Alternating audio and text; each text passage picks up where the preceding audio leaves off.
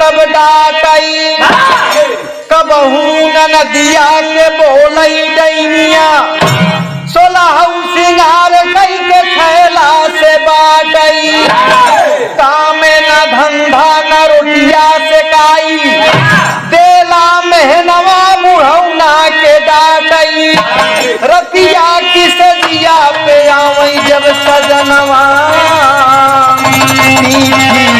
बचनिया बोल घरवा के बाटई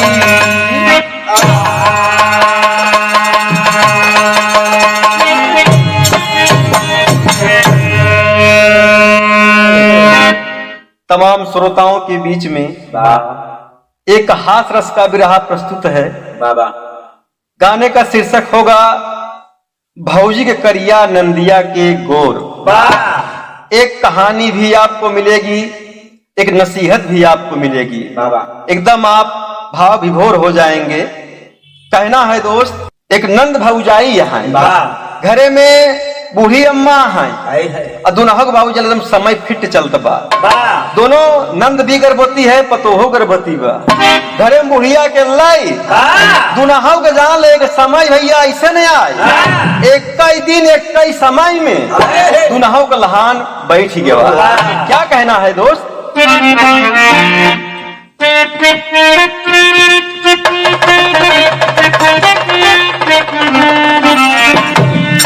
वही लाइन बा कि घर बगलिया बनल बा, कि घर बगलिया बनल बा त हमें का करी। घर बगलिया बनल बा हमें का करी, घर बगलिया बनल बा हमें का करी। आके ओसी लड़ल बा त हमें का करी, आके ओसी लड़ल बा त हमें का करी।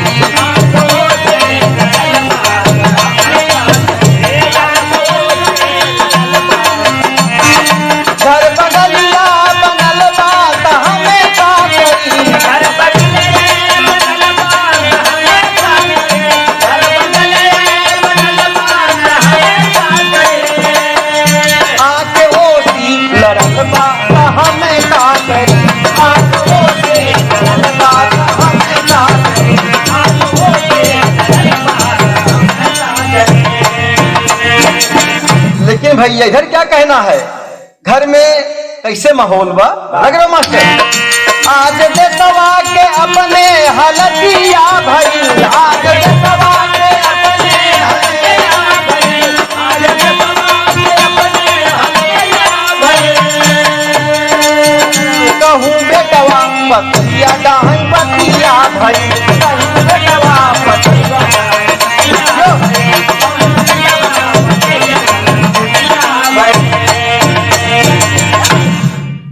मानव इंसानियत कहाँ खो गई, मानव इंसानियत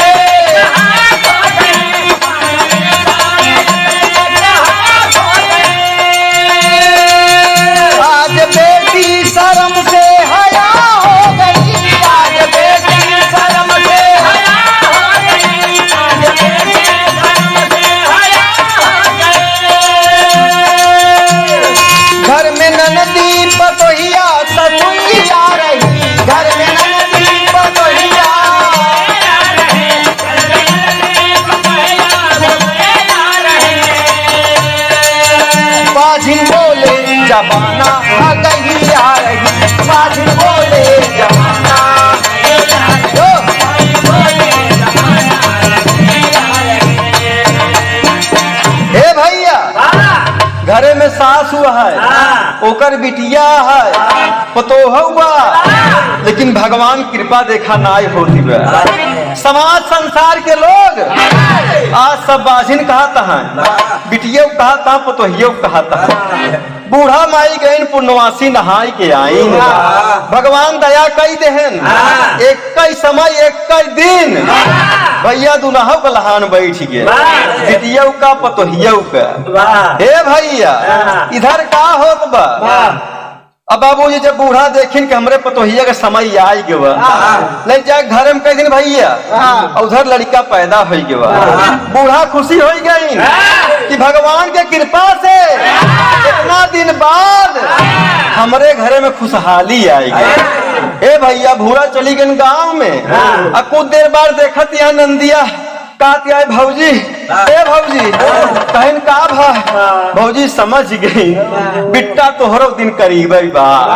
ए भैया बूढ़ा घर में ना आई है, खुशी माँ चली गई गाँव में, इधर पतोहिया घरे में अकेला ही बा। ए भैया का हो तो भाई पतोहिया का काम करती है? कहे नंदिया से बगलिया तू आवा लेट गई। नंदिया लेट गए और नंदिया एकदम सुंदर बेटवा पाए। ए भैया जब लड़का पैदा भा नंदिया तो का हो था, नंदिया परसों पीड़ा से परेशान हुई बेहोश हो गई। अब मुझे क्या कहना, टेरी के भाव मुहई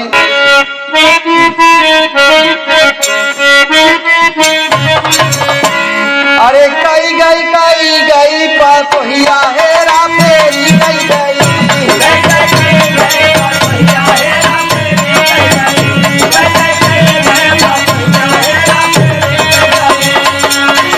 लड़का पैलौठी का, लड़का पैलौठी का, लड़का पैलौठी का, लड़का पैलौठी नंदी के भौजी चोरी पतोहिया हेरा मेरी कई गई।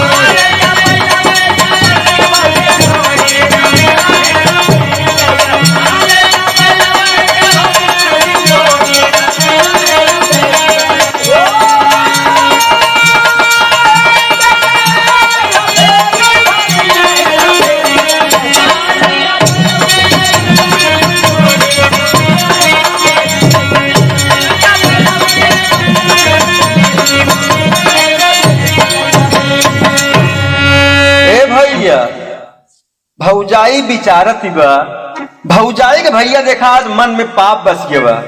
भौजाई सोचत वही ओथा में सौरी में कि भगवान इतना दिन बाद एक दे यहाँ एकदम कलूटा दे यहाँ, हमका लड़कवा हमार मरा बा। देखत यहाँ भैया बगले नंदिया लेटी बा, एकदम सुंदर बेटवा गोर के पाए बा। नंदिया बेहोश बा, मौका बढ़िया बा। बुढ़िया गई यहाँ गाँव में, ए भैया, ए दीदी, ए बहिनी, कहन का भा बूढ़ा उधर खुशी यहाँ कि बहुत दिन बाद भगवान हमार सुन लेहन, उनके कृपा से, गंगा मैया का आशीर्वाद से आज हमारे घरे में खिचिराग आ गया। कहीं बतावा बूढ़ा का भा? कहीं हमारे पतोहिया के बेटवा भवा। ए भैया मगन यहाँ अब भौजैया बिचारा दिबा हिया सौरिया ही में लड़का तो करिया बा, एकदम जना विष्णु से आई गई। नंदिया बहुत सुंदर पाए बा, जे देखी बड़ी बुराई होई हमार भौजैया बिचारा दिबा हो न हो लड़कवा हमार मरा बाबूजी। बाबूजी का कहना, देखा आज भौजाई के मन में कैसे पाप आता है, क्या कहना है पद के भाव में। सौरी में सोचई भौजाई लागत बेटवा मोरे मारा,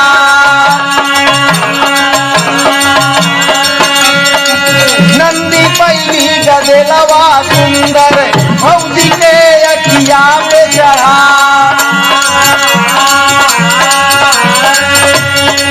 घरवा नाही बा हमरे सतिया, अदला बदली मन में पड़ा। आपन बेटवा ननदिया का दिहली, ननदी बेटवा पास पड़ा। उधर बुढ़ियावा घरवा लौटी, उधर बुढ़ियावा घरवा लौटी, तुअर देखई झमेला खड़ा।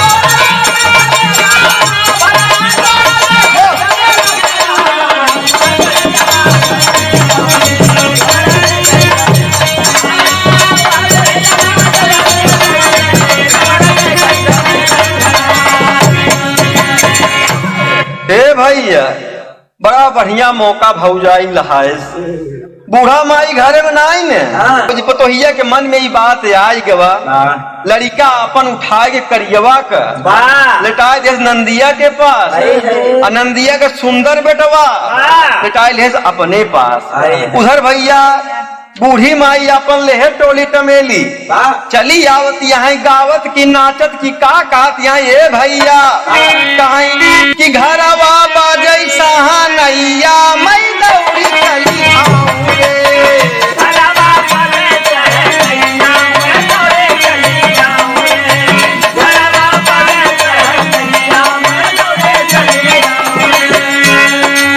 कितना चोरी बाजै नगारा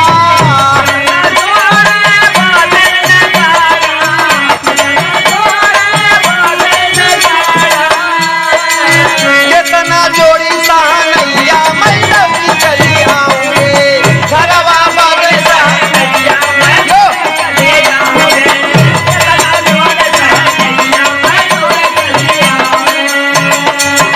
क्या कहना ए भैया बूढ़ा टीम सजाए अपन चार गोतिनिया साथे लेहे नाचत की गावत की झूमर की चली आवत यहाँ कि भगवान बहुत दिना बाद हमारे घरे में खुशहाली दे यहाँ भैया ए भैया और का गावत यहाँ नाचे गोतिनिया सब गाँव ही सोहरिया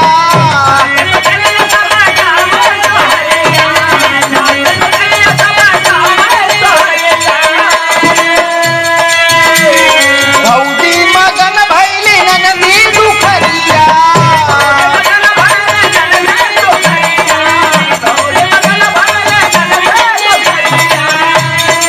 अरे सासू गोसाई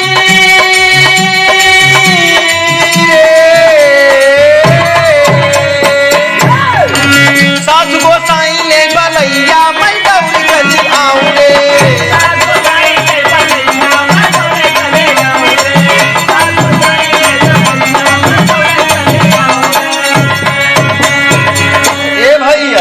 बूढ़ा अपन टीम सजाए आओ चली आवती यहाँ चार थी गोतिनियन गांव के सहेली अपन साथे लियाए यहाँ नाचत यहाँ गावत यहाँ घरे पहुँच इधर देखत का है भैया कि सौरिया ही में पहुँचिन जाए देखत यहाँ दू लड़किया ए भैया मतलब तो ही पाए बा बिटियो उनकर पाए बा तो बूढ़ा सोचत यहाँ भगवान की कृपा से दुनहु का लहान बैठ गया बा कोनो दिक्कत नाई बा ए भाई नंदिया रोवती बा कि ए माँ कहन का भा कहन अम्मा का बताई लड़का हमार बहुत सुंदर रहन है कि कहाँ से काला महाराज आई गए बड़ा सुंदर लड़का हम खुद देखे रहे हैं और देखे के बाद अम्मा तब हम बेहोश भई रहे और देखा तो हमारे पर लड़का करिया हो गया बा भौजैया कहे तू पगलाई गई है हिया हम अकेला ही रहे हैं अब बूढ़ा का मालूम पतोहिया कहा नंदो पगलान यहाँ लड़का सुंदर बड़े भाग से होत है तू का लुटवाई पाए ही खेलावा नंदिया कहा ये नहीं अम्मा हम सही कहा तही लड़का सुंदर हमार रहन भौजी लड़का करिया पाए रही बूढ़ा का याद है कि करिया रहन की गोर रहन लड़का पैदा भा बुढ़िया खुशी के माला चली गई गांव में अब वो देखे नहीं लड़का कैसे रहन पतो हुआ ए भैया पतोहिया कहा थे नहीं नंदो लड़का हमार सुंदर है तोहार बेटवा करिया भैया देखा महतारी का बहुत माया होता है महतारी कहा ये बिटिया रोवा रम्मा जी ने भगवान के कृपा से बहुत दिनों बाद हमारे घरे में चिराग आई गए दू लड़का पाई गए बहुत खुशी के बात यह लड़का करियो अच्छा हो ये भैया का कहना भाई नंदी के भौजी का देला देखावई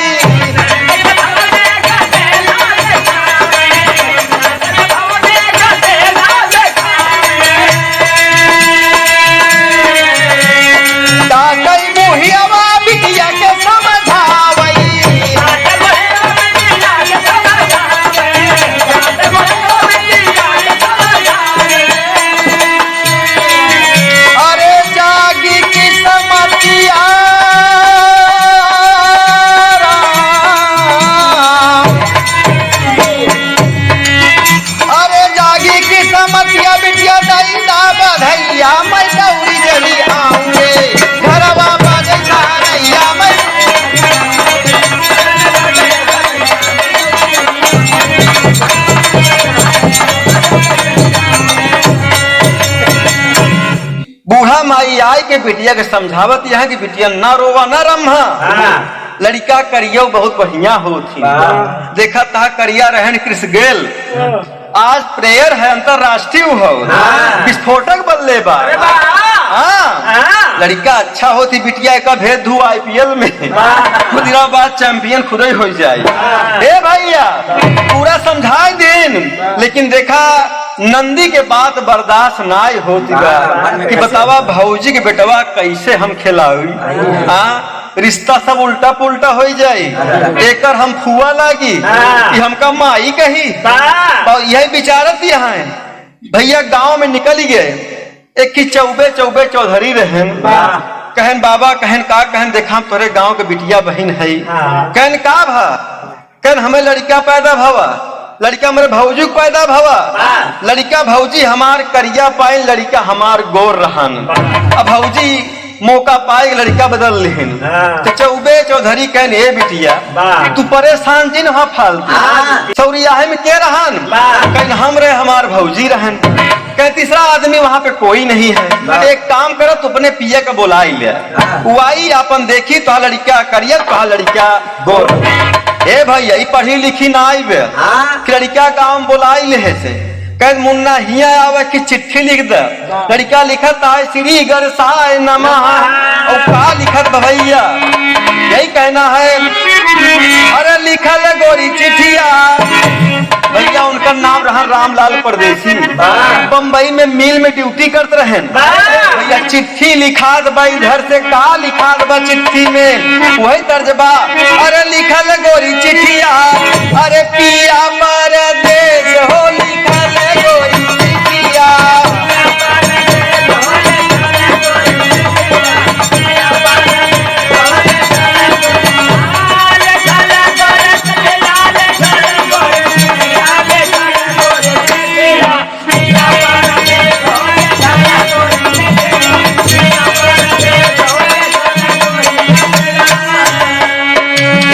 चिट्ठी में वो लड़की लिखा रही है लड़के पर नहीं हरेम्बा अपने पिया के पास चिट्ठी लिख के क्या भिजवा रही हो। मैं कहा लिखावत बा हमारा बेटौना भौजी गोदी में खेलाए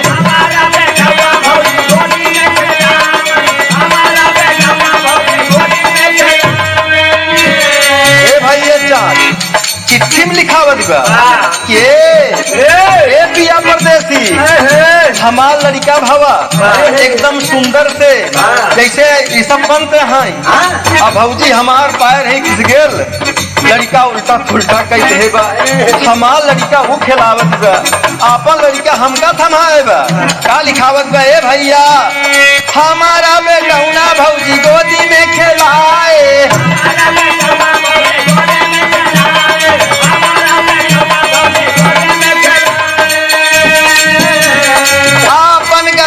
काला हम का थमाए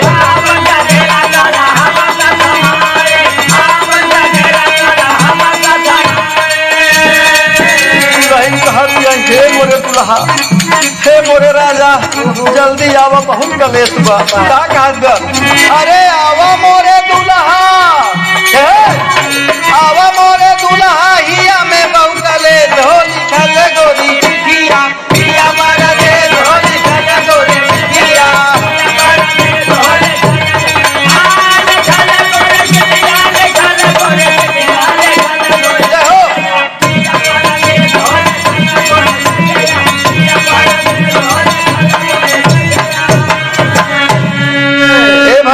चिट्ठी लिखुक के बढ़िया से प्रदेश में भेज दे बेचारा वो ड्यूटी करता है मिल में शाम की आई तो बगल में कुछ लोग रहते थे खोली के कहा ये रामलाल परदेसी कहन का कहन तोरे घरे चिट्ठी आई चिट्ठी बेचारा पाए चल लगा खोल के पढ़ाई अब बेचारा बक हमारे दुल्हन का संदेश आई हुई गांव देश का हाल चाल आई हुई गेहूं वहूं जाम गया बा धान उन मनई काट लेहन ठंडी ठीक ठाक रही है फेरी चिट्ठी पर तो बमा लिखा बा हमें लड़का भावा, लड़का हमार सुंदर रहन, लड़का भौजी करिया रहन, भौजी लड़का चोरा आइले है।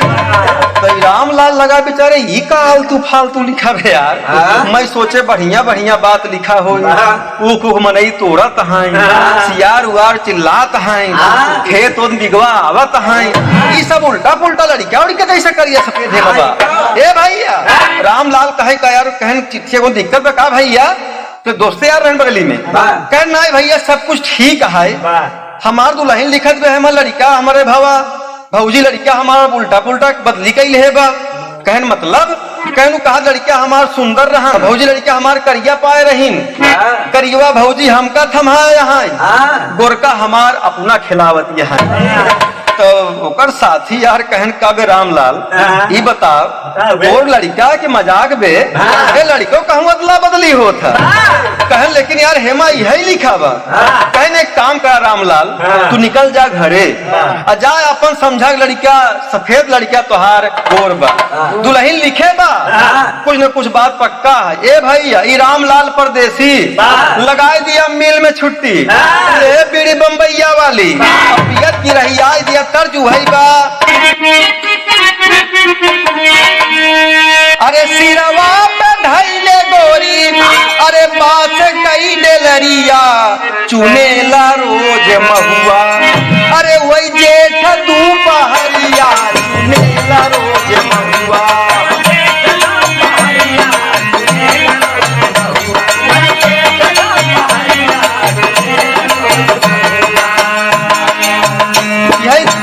यही कर्ज है।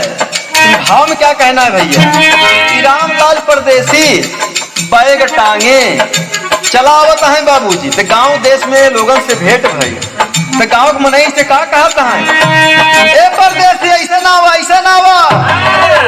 गांव के मनई भेटायन कहन यार का बात, कहन तोहरे घरे और बता प्रदेश का हाल चाल का बा। कहन बड़ा बढ़िया भैया, ठंडी लमसम में वहू निकल चुकी है, गाँव में कहीं नहीं हूँ समापन यह कोनो दिक्कत नाई बा। कहन यार एक हल्ला सुने, कहन का हल्ला सुने, कहन हल्ला ही सुने कि तोहे दुल्हनिया के बेटवा पैदा भावा, बेटवा सुंदर रहन और भौजाई बेटवा करिया पाए रही, लेकिन भौजैया लड़का बहा बदल ले बा। कहन भाई हम सुने, कहन बतावा कैसन होई, कहन देखा ऐसा काम ना बनी, जा चला जा यही गांव में की भवानी भीख चौधरी यहाँ बड़ा बढ़िया पंचायत करत थी, और नहीं के पास चला जा भाजी। क्या कहना हुआ है, अरे गौवा जो हरी के लोग समझाई, भवानी भीख चौधरी ले जा बोलाई, भवानी भीख चौधरी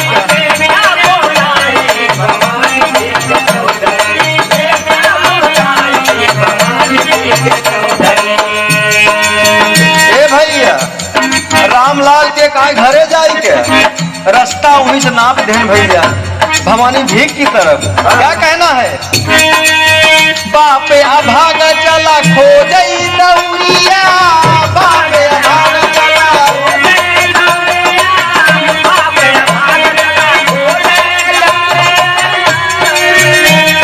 रहिया में भेड़ी चरावई गौड़िया,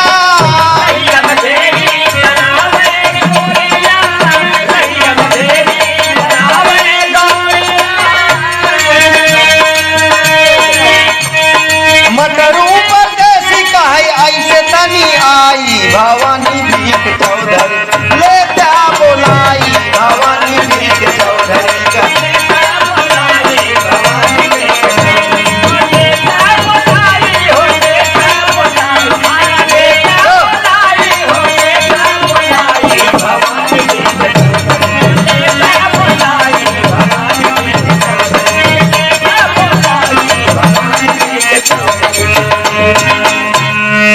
ए भैया रामलाल अट्टी गट्टी लेहे बेग अपन टांगे, शिवाजी बीड़ी लेहे भैया परदेसी रामलाल और मटरू गौरिया के पास पहुंच गया, वही भेड़ी बकरी अपन चरावत रहन।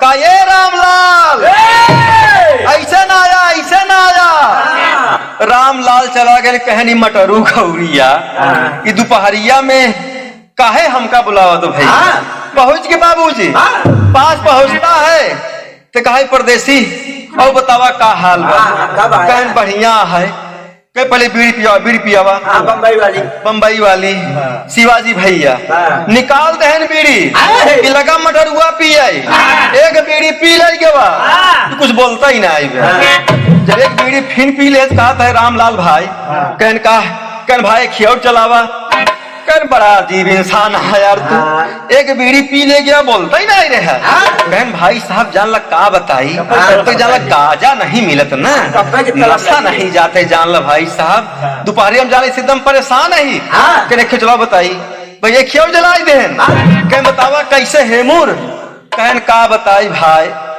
हमारे घर में बड़ी समस्या है कहन का समस्या है कहन हमार दुल्हन कहा था लड़का हमारे भवा लड़का हमारे भौजाई के भवा लेकिन लड़का हमार सुंदर रहन और लड़का भौजी हमरे करिया रहन करे माँ कौन दिक्कत बात जो रहन गलती भाई बा कहन का भाई बा कहन हमार दुल्हन कहा था कि भौजी हमार लड़का बदल ले हैं करियवा हमका थमाई दीन और गोरका हमार अपना तो ये मटरुआ समझ गया कि मामला बा पंचायती वाला इस फैसला तो हो ही ना कहन भैया एक बात बताई कहन भी का करता है तू कहन जात है भवानी भीख चौधरी की ही है कहन भाई साहब एकदम सही काम करे तो का जे भी बताए जो आपको शिक्षा दिया बहुत बढ़िया बात बताए जान चौधरी वो चौधरी है दूध का दूध पानी का पानी अलग कर कहन भाई वही जाते कहन हाँ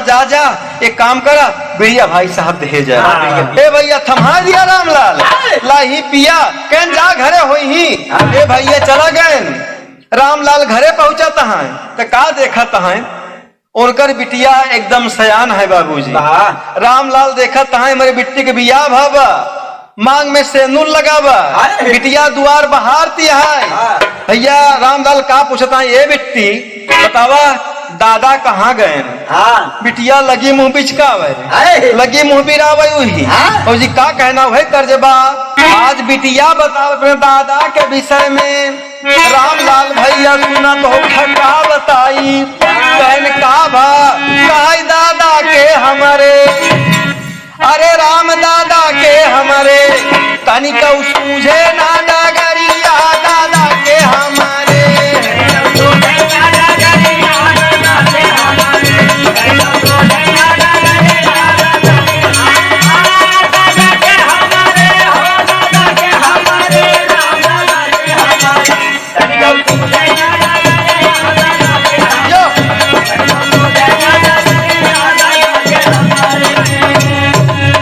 बिटिया बता रही है हे रामलाल भैया दादा हमारे पंचायत छोड़ दे अब उनका नहीं देखा कोई गानहर घरे बैठा है अब रामलाल बेचारा है अब पिछले साल आए रहे दादा बढ़िया पंचायत करते रहे तमाम प्रधान लोगों ने सपोर्ट करते रहे कि कैसे बतावत है आई गए कहन का दीदी सही सही कहना हाँ एकदम सही सही का बाबूजी बहन बता रही कि रामलाल भैया इतना ही ना आई उनका कुछ दिखावो नहीं करते जब गाँव के मनई घरे के मनई जाने से रास्ता पहुँचावा थी भैया दिशा मैदान ले आई जाता है कहना अच्छा कहन का कहा था चश्मा पहन के दादा बैठे लंकौना फल जाए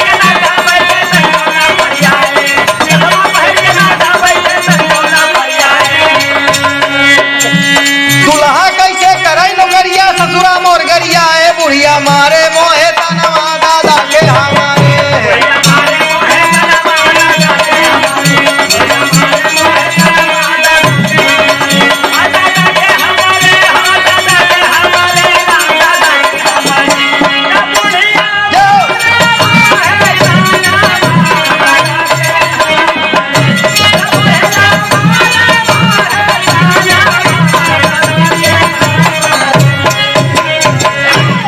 हे भैया चौधरी भवानी भीख का बिटिया रामलाल कैसे बतावत यह कि दादा हमार अब ना देख पौते पंचायत सब छोड़ छाड़ दे हैं गांव का मनई कहूँ ले आई जाती तो जहाँ घरे पहुंचाई जाती भैया रामलाल।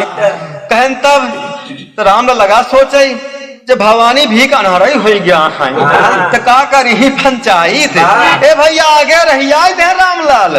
अगवा प्रधान जी भेटाई गए डबल बीड़ा पान खाए अल्हे ब्लड चला आवता वही भाव में कि बलमा हमारे मोटर कारे लइके आयो रे कारे लइके आयो बलमा हमारे मोटर कारे लइके आयो रे कारे लइके आयो बलमा हमारे मोटर कारे लइके आयो रे कारे लइके आयो। प्रधान जी के भाव ही है डबल बीड़ा पान खाए मस्ती में लेहे बुलट बाबूजी चला आवत है रामलाल वही भेटाए गए।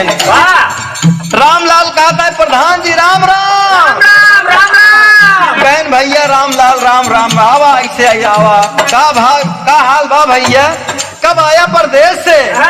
कहन जान ल भैया बस चल आवत ही घरे अबे ना आई गए जान ल तोहरन पास कहन कैसे हमारे घरे कौनो काम कहन का बताई भाई बड़ी मुसीबत बा। कहन का मुसीबत बा कहन दुल्हन हमार कहा था लड़का सुंदर भवा हाँ हमार सराहज कहा था लड़का सुंदर हमारे भावा। अब बताओ दुल्हनी के बात मानी कि हम सराहज का बात मानी। अबे जान ल घरे ना आई गया ही जोन चिट्ठी में संदेशा पाए आएगा बैग टांगे चला आवत। ये बतावा दादा कहाँ गए। जब प्रधान जी भैया दादा का पूछा था ये रामलाल तो प्रधान जी कहा का बताई दादा के विषय में तो का कहा थी भैया वही दादा का जब नाम ले प्रधान लगे बतियाई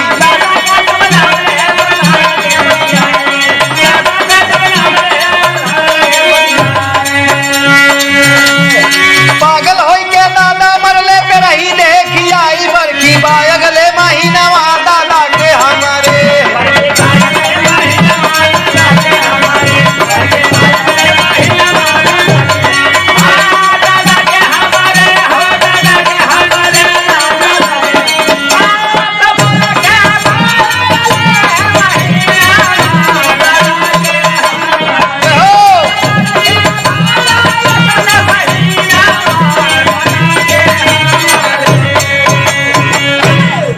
ए भैया भवानी भी का बिटिया बताए दादा हमारा हड़ाई गया है प्रधान जी साथ ही कहता है दादा तो भैया मर गया रामलाल। अब का बताई दादा रहे हम प्रधान रहे अब दादा गए लागत हमारा प्रधान ही गए उन्हीं कहे उन्हीं सब बनावाई पुरवा रहन है लोग हमका वो तोड़ देते रहे दादा गए प्रधान ही गए। अब रामलाल लगा सोचे छोटे मियाँ बड़े मियाँ हाँ बहन कुछ बतावत ये प्रधान जी कुछ बतावत है कहन ठीक है भैया दादा तुहार मर गया ना हाँ कहन हाँ भैया रामलाल मर गया जान ला तेरा उन्हें सब खियाई चुका है अगले साल चला है भाई बरखी फाने यही तुम्हें का कचौड़ी खाई ले है हमरे जब दादा के बहुत अच्छा मनाई रहे तो का बहुत मनतव रहे कहन ठीक है भाई। अब रामलाल सोचत है जब भवानी भीख मरी नहीं गए तो हमारा फैसला क्या करी भैया आगे रही आई के बा अगवा और चला जावे चौधराइन भेटाई गए देखत यहाँ टेहरी बैठी यहाँ डबल बीड़ा पान खाए टिकुल्ला दे वही एकदम मस्कत यहाँ पहुंच गवा कहा काकी पा लागी कहे रामलाल बेटवा आवा आवा कब आया बेटवा कहन जान लबे उते यही कहन हाँ देखत है बैग ले यहाँ कहन जान लबे घरे ना आई गए चौधराइन से चलावत है कहन कौनो काम कहन हाँ काम रहन दादा से तोहरे अब दादा तो है नहीं का बताई अब लगी चौधराइन का बतावत यहाँ ये भैया कहे रामलाल बेटवा तो का बताई जोन तुहार दादा है न एक गाँव है अपने बहनी बड़े भतार खोजे चला गए खोजे याद तो लौट के उबई नहीं भैन ऐसे रास्ता में खुद ही देखा तही ए भैया का कहा चौधराइन कहना है मस्ताबू भाई दादा का जब बात कहता दिहली मुंह बिचकाई दादा का जब बात कहता दिहली मुंह बिचकाई चौधराइन टिकुल्ला दे यहाँ डबल बीड़ा पान खाए यहाँ और का बतावत यहाँ कि दादा का जब बात कहता दिहली मुंह बिचकाई। अरे बरखो जाए बहनी का गईले दादा गए हेराई, दूसर कैली ले जाना नवा दादा के हमारे।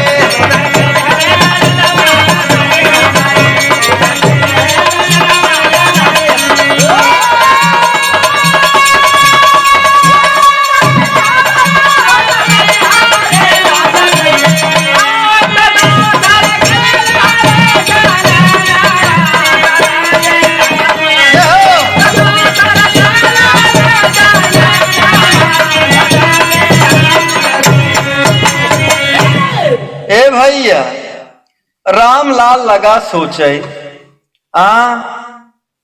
बिटिया कुछ बताए, प्रधान जी कुछ बताएं, चौधराइन तो मारत यहाँ सोहिए उपार दे कहा यहाँ जिंदा तहा लेकिन हेराई गए गैन बहनी का अपने बर खो जाए आज तक लौट के उबई नहीं भय।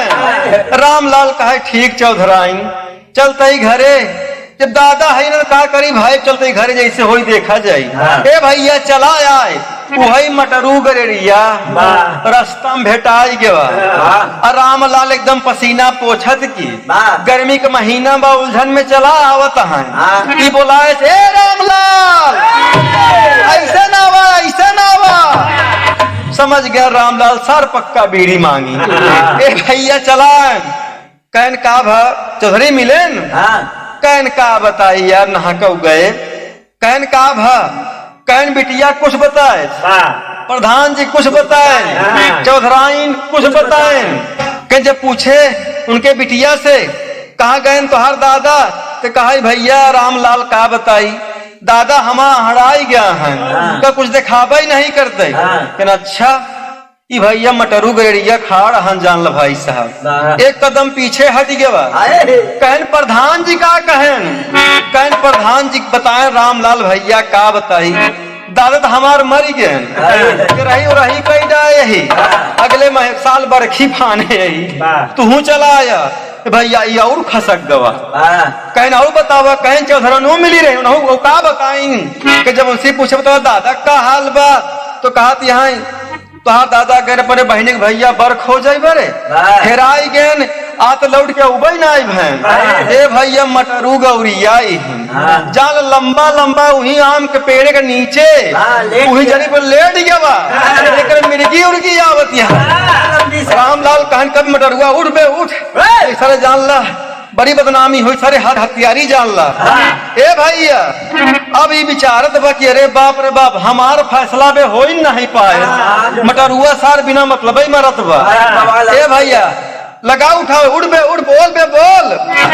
रामलाल कहे मटरुआ बोल बे बोल सर जान ला बड़ी बदनामी हुई जान लग सारे कहीं प्रदेश से आए आजे मनाई मारी जाए हाँ बड़ी दिक्कत हो जाए हमारे लिए बोल बे। ए भाई कैसे आनी पानी मारे उठा मटरुआ कहे भैया रामलाल हम मटरू गौरिया ही न कहना हाँ बे तो वही यहाँ कहन तू रामलाल है न कहना हाँ बे हम राम लाल ही कहन हम मर गए का कहे नहीं बे तो बोला था कैसे मर गए कहने काम करते हैं मैं चुटकी काटा चुटकी काटा पहले ए भाई चुटकी काटे जान ला होश में ही कहे अरे बाप रे बाप बता ना कीमती चौधरी वो मर गए कहन जान ला भैया रामलाल तीनों बात झूठ ही है कहन बतावा झूठ बता करी हम का करी हो मैं कहन चौधरी अबे क्या परसों गांव में आई रहे अजान लखो बढ़िया करन पंचायती ही और कहा तहा मर गए बाबूजी का कहते ए भैया रामला पहले हमारे गांव में अहिराने में जब अहिर पी ले दारू और देसी मादा होता आई जाए तो कैसे गाँव है ये भैया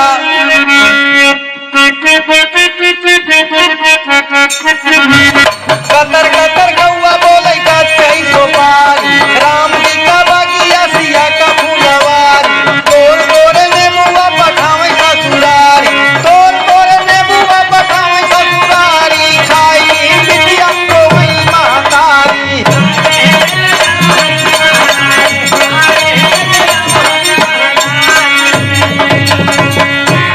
रामलाल कहीं का भी बताओ सारे अपने मुसीबत का मारा हम परेशान रही थे हमका ये सब का कह देखा भैया रामलाल एक ताल रहन।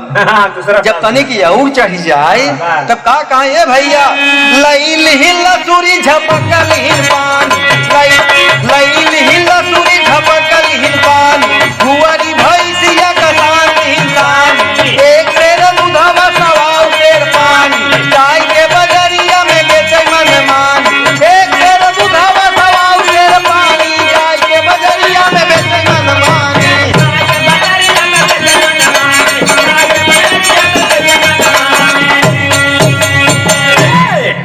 अब रामलाल विचारत बा, बतावा हम मुसीबत का मारा परेशान है, आई अपन पंचायत करे बरे सरवा हमका हिरहुआ सुनावत बा का ये रामलाल भैया इतना ही नाई हमरे बगलिया पसियान परत है तनिक उहू में हिल जा उनहू कुछ गावत रहन।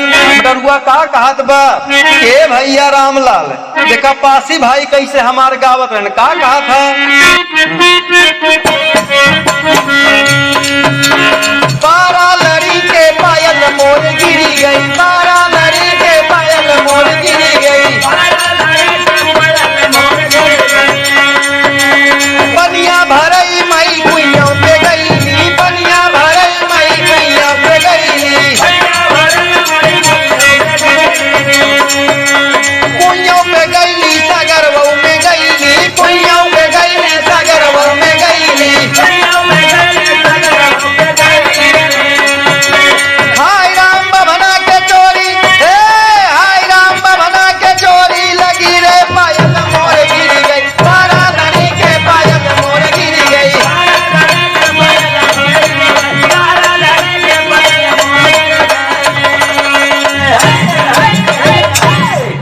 अब भैया रामलाल विचारत बा सरवा पगलाई के हमका लागत बा बतावा हम दुख के मारा परेशान है कि हमका हिरहुआ पसियहुआ सुनावत बा काय देख बे मटरुआ अब एकदम होश में हो जना बहुत मार मारा कहने अरे यार तो बिना मतलब परेशान है एक काम करे पड़े बीड़ी जलावत तो का हम जुहार बताई ए भैया एक बीड़ी फिर पी ले जब तनिक गरमान तो कहा ये भैया रामलाल तो हमारे गांव पहले मांगता रहत रहे ओनहू कुछ गावत रहे कहन ओ का गाँव ये भैया का बतावत बा कहा कि राम करई की नाती हो नाम धरऊ गई हीरा लाल हरिगंगा, राम करे की नाती हो नाम धरऊ गई हीरा लाल हरिगंगा,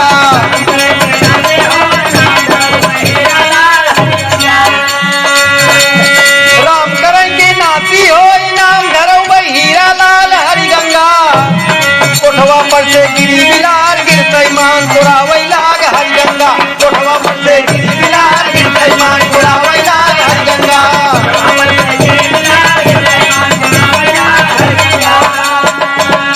अब रामलाल विचार बसरवाई कहाँ का मनैया बीड़ी पी पी हमका उल्टा पुल्टा सुनावत बा हम बतावा परेशान मुसीबत रही कि हमका बतावत बा अरहुआ पसियहुआ मंगतहुआ ये सब फाने बे भाई और का कहे कटही कुकुर मर कहिया गाय ओकरे दुअरवा के उना जाय हरियंगा, कटही कुकुर मर कहिया गाय ओकरे दुअरवा के उना जाय हरियंगा,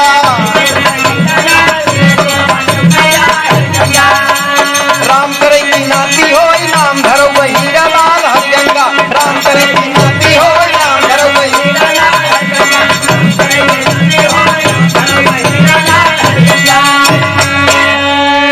भैया यही सब फाने के बाद कहा भैया रामलाल एक काम करा ये जोन बंडल बीड़ी ले है शिवाजी पहले का पूरा हमका थमहावा तो का हम बतावत है फलाने गांव में चला जा तो का भवानी भी कुही मिली ही ए भैया बीड़ी थमहाई के ई रामलाल रहियाई दिया वो चलता है क्या कहना वो है भैया परदेसी चला आवता है भवानी भीख चौधरी एक बगिया में बगीचा के नीचे चार पाई बैठा है अब भवानी भीख पहचान गए कि हमारे गांव का परदेसी रामलाल है भवानी भीख वही से बोला है परदेसी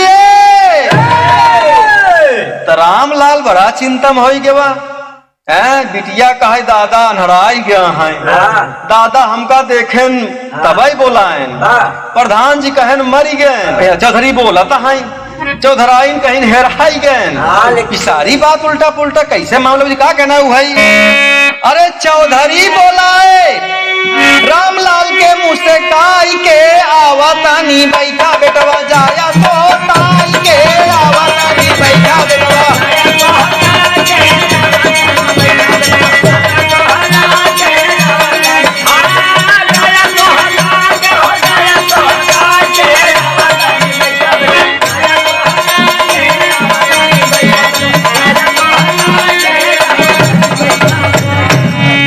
भैया भवानी भीख चौधरी बुलाए ले रामलाल का। क्या बेटवा बैठा बैठा वहीं सोताई के बाद जाया। कहन जान ल चौधरी हम तुहिन के हेरते ही रहे।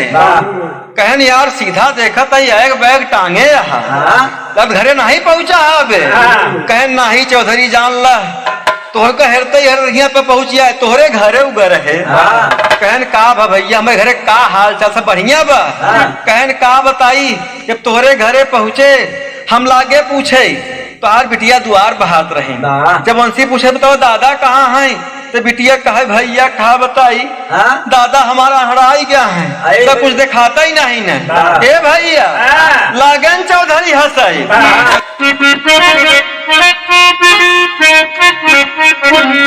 ए भैया चौधरी बतावत है आज रामलाल का बात सुन के भैया रामलाल बढ़िया करा हमारे घरे गए है। घरे ले कुछ संदेशा आया अच्छा काम या। ए भैया का कहा थी कि घर में बैठी मोरे बिटियावा मोहे डगरिया ना तुझे।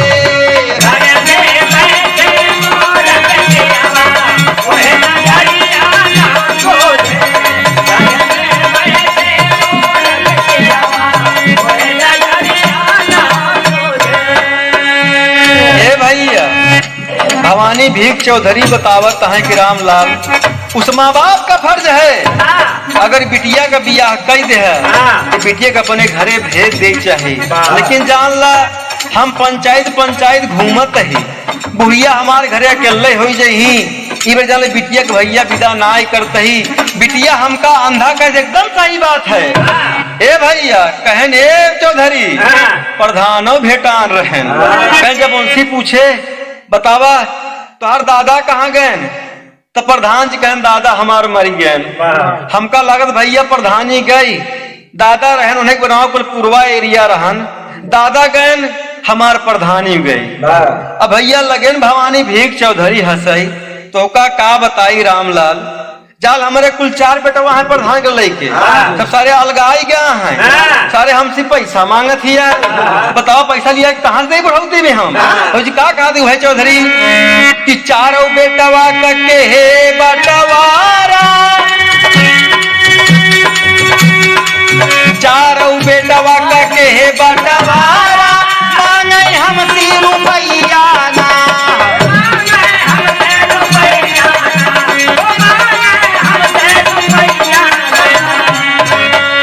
घरवा में कुछ बेचई न देई घरवा में कुछ बेचई न देई मोहे डगरिया ना तुझे।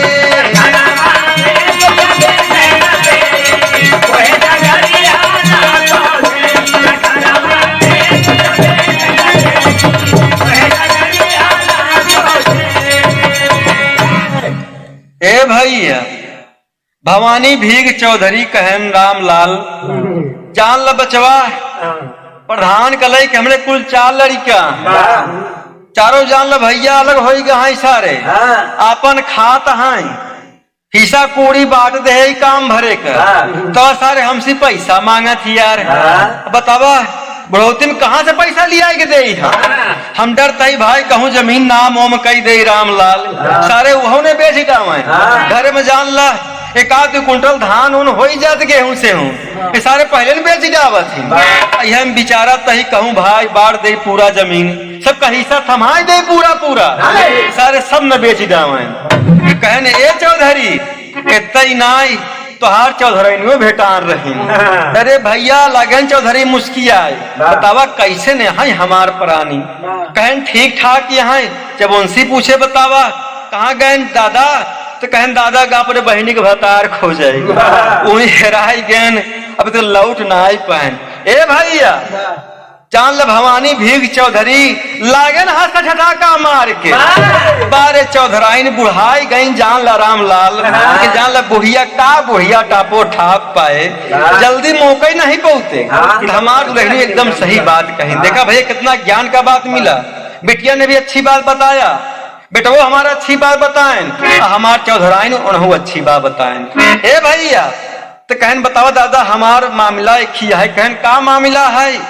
कहन दादा हमार दुल्हन कहा था हमरे बेटवा गोर भवा,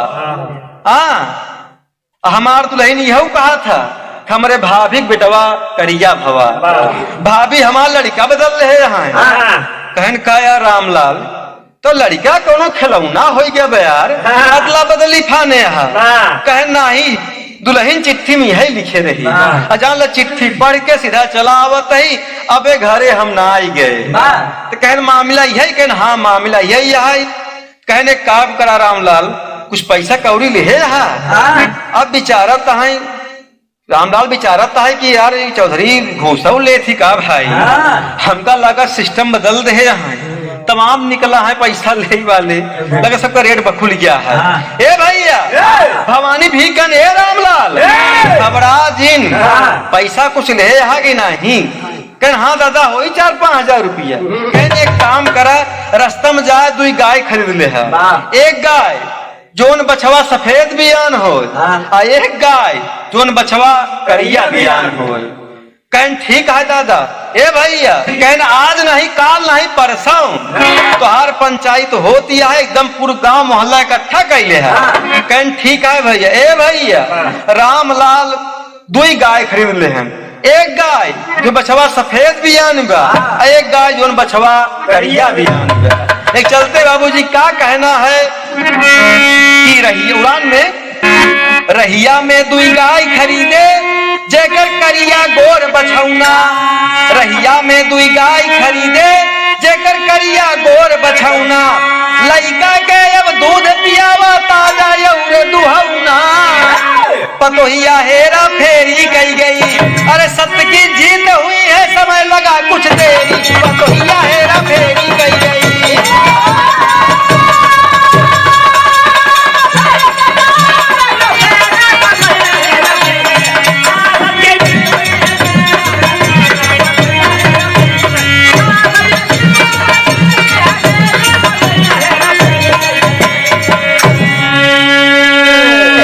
ए भैया सच्चाई कभी छुप नहीं सकती कागज के वसूलों से, खुशबू कभी आ नहीं सकती कागज के फूलों से।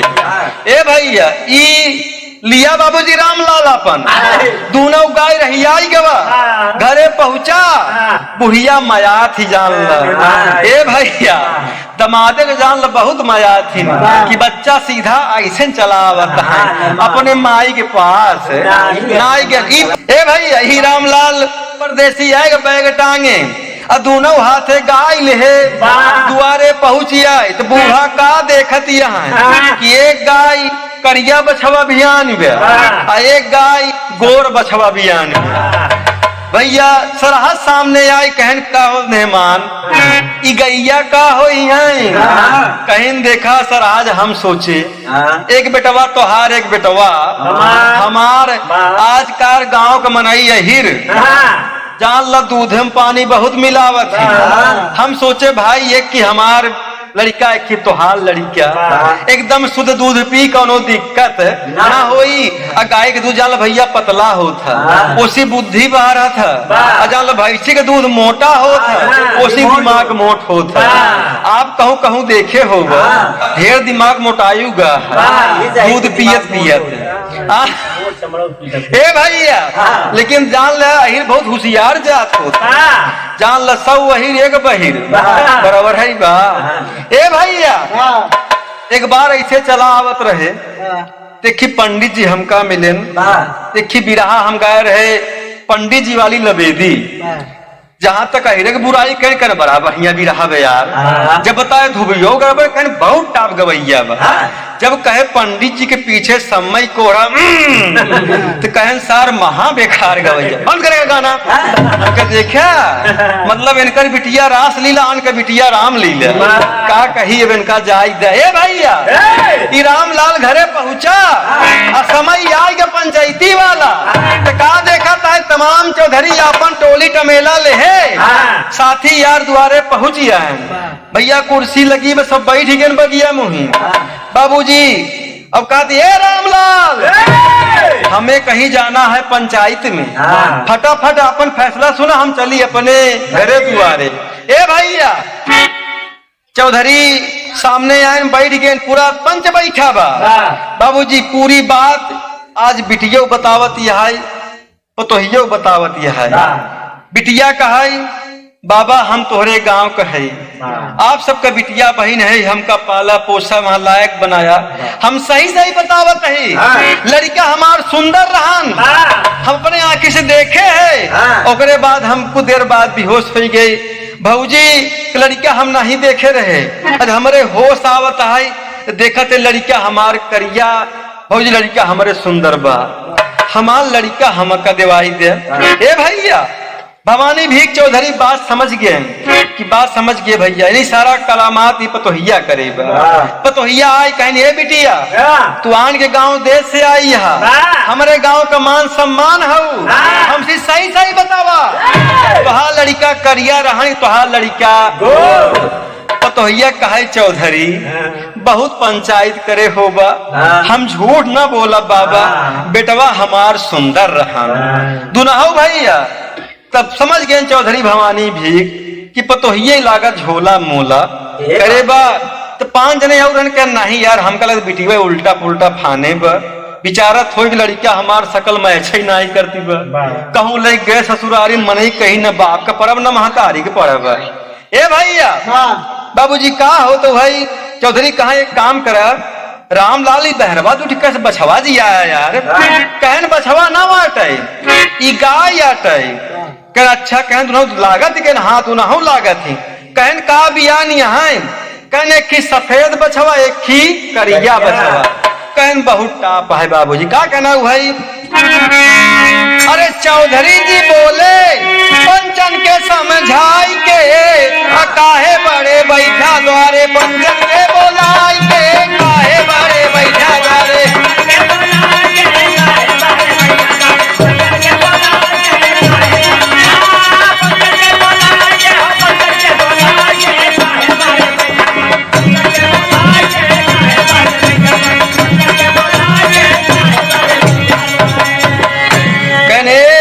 रामलाल समय खराब ना करा, हम लोग को पंचायत में जाना है, फटाफट अपन काम करा हम यहाँ से निकली।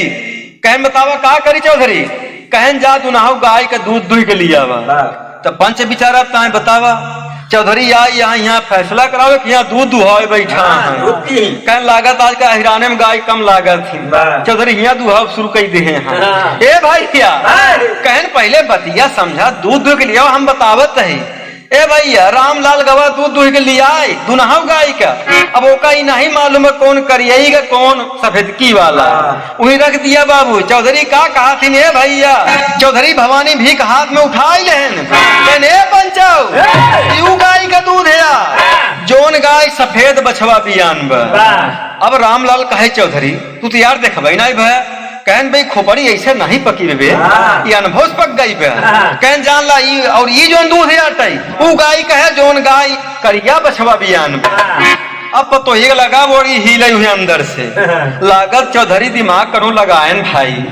ए भैया भवानी भीख चौधरी बोलेन कि जैसे आप दोनों गैया के दूधवा लिया रहे जा दोनों माताओं का थोड़ा दूध मांग के हिया ले जावा। रामलाल भैया पहुंचा घरे में तो उस पहले भैया अपने सरहद से मांगे सरहद कह ले भैया ले मेहमान दिखावा दे दिया। बाबूजी जब रामलाल एक टोरिया अपने दुल्हन के पास पहुंचा दुल्हन लगी रोवई बाबूजी की ही गांव में हम पैदा भय आज हमारे दूध देखी ही सब तो सबका हम बिटिया है बहन लाई के एगो समाज में। ए भैया रामलाल कहे जो मालिक का सब अच्छा करता है भैया दूध दे दिया भैया लई का रामलाल सामने पहुंचा। चौधरी भवानी भीग बुद्धि लगाई देन का कहा थिन, ए भैया भवानी भीग चौधरी जैसे गैया में दिल लगाए रहन की जवन गाय रही बाबू करिया बछवा बियानी, अगत्ती में दूध मले मले में पनियानी।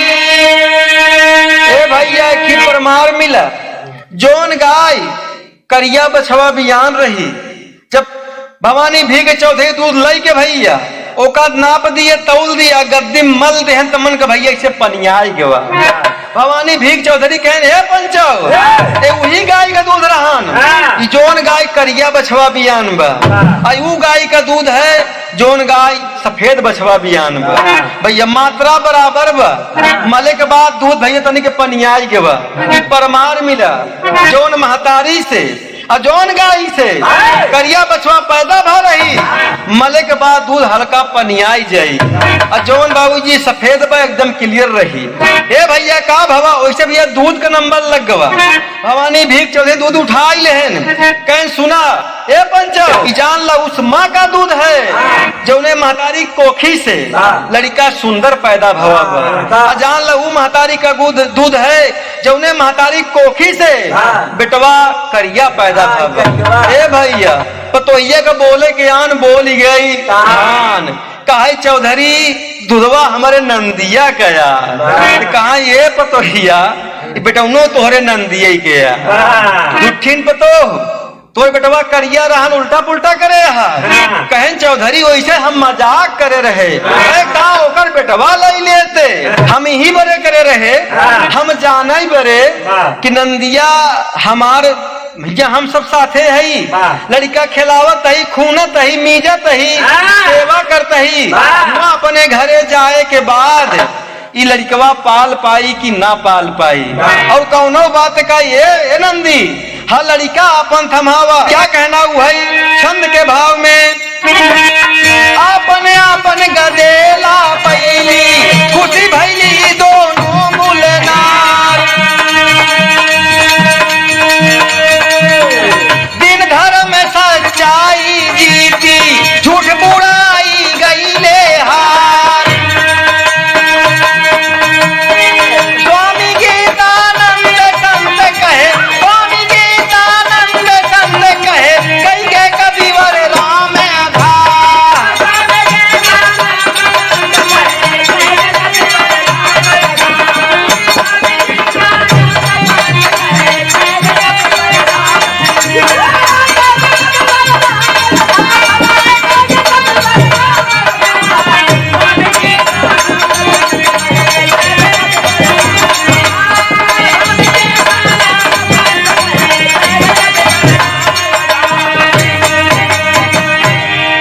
भैया भवानी भीग चौधरी आज फैसला कई देहन कि इंसाफ और सच्चा इंसाफ कर दिए। कहीं जो हमारे गांव की बिटिया बहन है ओकर लड़का सुंदर बा और जोन पतोहिया बा ओकर लड़का करिया बा।